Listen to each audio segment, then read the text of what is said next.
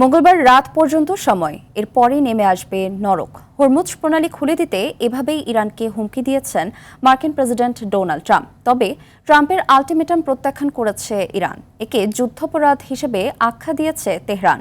এর মধ্যেই চলছে পাল্টাপাল্টি হামলা। ইসরায়েলের হাইফায় আঘাত হেনেছে ইরানি ক্ষেপণাস্ত্র। তেহরানেও চলছে যুক্তরাষ্ট্র ও ইসরায়েলের যৌথ বিমান হামলা।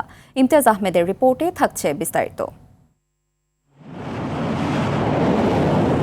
আকাশে গর্জন আর নিচে ধ্বংসস্তূপ। মধ্যপ্রাচ্যের মাঠের লড়াই এখন আরও ভয়াবহ। তেহরানের হৃৎপিণ্ডে আবারও আঘাত এনেছে যুক্তরাষ্ট্র ও ইসরায়েলি বিমান বাহিনী। হামলার পর উদ্ধার অভিযানে নেমেছে ইরানের রেড ক্রিসেন্ট সোসাইটি। অন্যদিকে ইসরায়েলের হাইফায় আবাসিক ভবনে সরাসরি আঘাত এনেছে ইরানি ক্ষেপণাস্ত্র। ইসরায়েলি সংবাদ মাধ্যম বলছে ৩ দফায় ১০টিরও বেশি ক্ষেপণাস্ত্র ছুড়েছে ইরান। ইরানের হামলার পরিধি কেবল ইসরায়েলি সীমাবদ্ধ নেই, গালফ অঞ্চলেও অব্যাহত রয়েছে হামলা। কুয়েতের বিদ্যুৎ ও পানি শোধন কেন্দ্র এবং বাহরাইনের তেল স্থাপনাতেও আঘাত এনেছে ইরান।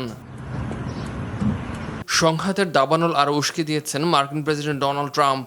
মঙ্গলবার পর্যন্ত সময় বেঁধে দিয়ে ট্রাম্প হুঁশিয়ারি দিয়েছেন, হরমুজ প্রণালী খুলে দেয়া না হলে ইরানি বিদ্যুৎ কেন্দ্র আর সেতুগুলোকে মাটির সঙ্গে মিশিয়ে দেওয়া হবে। ট্রাম্প বলছেন, ইরানের উপর নরক নেমে আসবে।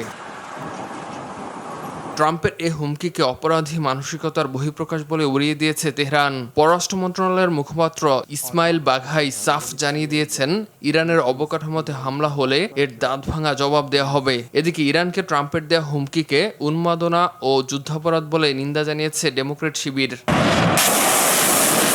মধ্যপ্রাচ্যে যখন বারুদের গন্ধ, তখন এশিয়ার শেয়ার বাজারে দেখা গেছে ভিন্ন চিত্র। ট্রাম্পের নরক নামানোর হুমকির মধ্যেও ঊর্ধ্বমুখী জাপান ও দক্ষিণ কোরিয়ার stock market. Imtiaz Ahmed, RTV।